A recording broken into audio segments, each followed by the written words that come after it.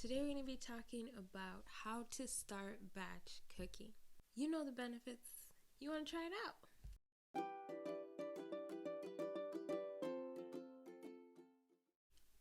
To start out, it doesn't have to be that complicated. To start out, just start with a couple meals. So maybe 4 meals to get you through the week.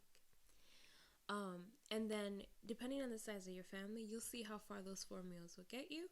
And then you can add more meals or subtract more meals the next time you batch cook. Then I would suggest that you only batch cook dinner and lunch when you're starting out, because dinner and lunch are usually the foods that are more time consuming to make. Breakfast can be made fairly easily, and you can just default to a bowl of cereal, if push comes to shove. But if you can get lunch and dinner figured out in your batch cooking, you'll feel more accomplished, because they'll make things just go a lot more smoother. And so try to focus on dinner and lunch, and then try to think about, okay, what are things that I can just prepare and then on the day of I can make, versus things that would just be easier if you just cooked it all at once, right? So I'll give you an example. For me, the way that we eat, everything that we eat with, we either eat it with rice, with ugali, or with chapati. Making chapati ahead of time depends on your preference. Personally, I don't like chapati once it's in the fridge for a long time. I don't like the taste. So I don't like to make chapati ahead of time. But there's people that do. So to each their own.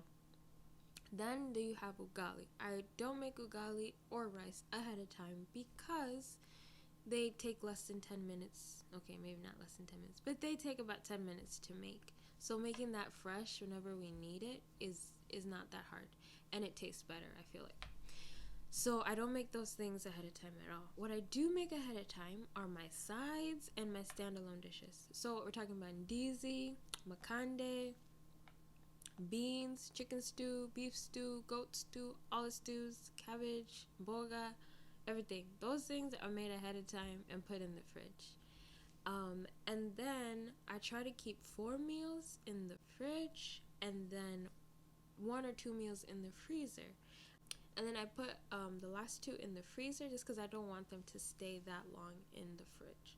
So if we're eating meals from Monday all the way to Sunday, by the time we get to the end of the week and we're looking at the weekend, I don't want that food to be been sitting in the fridge for that long.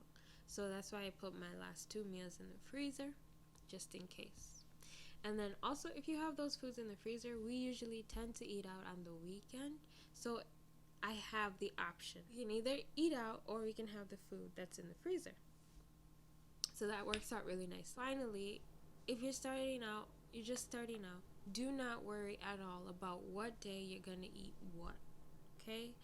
If you have the food in the fridge, you can decide on the day of what you feel like eating. So you don't necessarily have to have Monday I'm going to eat this, Tuesday I'm going to eat this, Wednesday you don't have to do that, because sometimes it's just spur of the moment. This is what I feel like eating today, but you have it in the fridge, so it's ready for you. So don't let that be the hindrance, because that was the hindrance for me for a long time, is I couldn't sit down and say, I want to eat this on Monday, I want to eat this on Tuesday, because then Monday comes around and I don't feel like eating what I put on that list, right? So instead of doing that, just make a list of the number of meals. So like make a list of 4 or 5 meals that you can eat that week, make them, put them in the fridge, and then Monday comes around, you're like, what do I feel like eating today? This is what's cooked, let me eat it. And so you have options. You give yourself options and you don't tie yourself down to a specific schedule, right? So that's why I have my meal planning template with pictures, because for me, if I can visually meal plan, that's so much more fun, right? If I can see the picture of the food, like, this is what I want to eat for this week, this all looks good, I can eat all of this for this week. So we'll have that linked below, because a visual guide for me works really well. And if it works for you too, it's an editable template, so you can put in your own pictures of the food that you guys commonly eat, and then create your meal plan that way. Do not forget to factor in leftovers.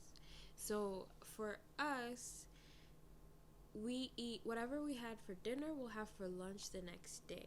So we don't usually have leftovers, like a leftover day. Our leftovers are our lunch. So that kind of takes care of leftovers. But if you're making specific food for lunch and specific food for dinner, you will have leftovers. So maybe factor that in and be like, okay, one of these days we're just gonna have leftovers to finish up all the food. Or do it like I do it and just have your dinner be your lunch. So it's up to you. But so like think about it this way. Let's say you had ugali for dinner, right? I don't like having ugali for lunch. I just have ugali for dinner. Instead of having ugali then for lunch, I would have whatever stew and boga that we had with the ugali. I would have it with rice for lunch. Yeah, with rice. So lunch is usually rice or pasta or something, and then dinner is usually ugali, or rice or chapati. And then just start with a couple meals. So let's just focus on dinner and lunch and just do 4 meals.